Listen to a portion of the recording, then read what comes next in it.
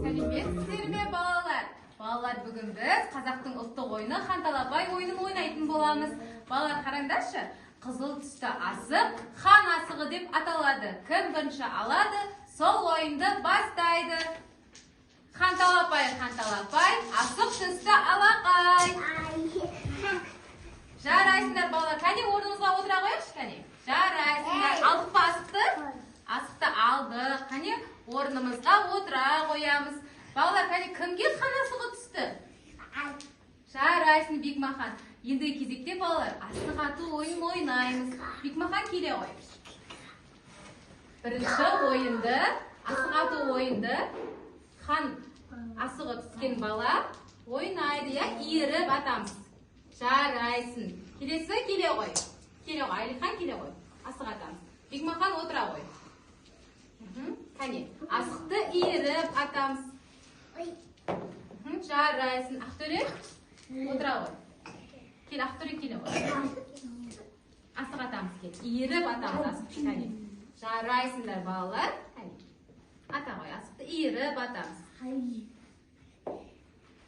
Ала ғой. Жарайсың. Келе ғой.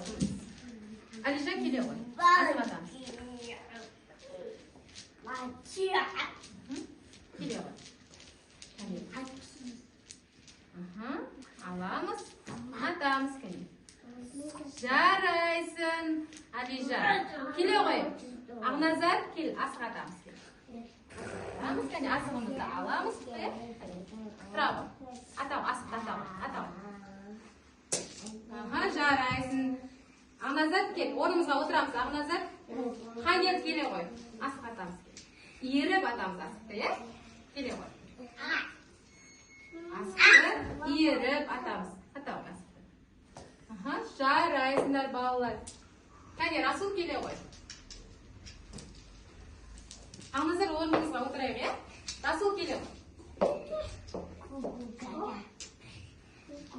Асығымызды аламыз.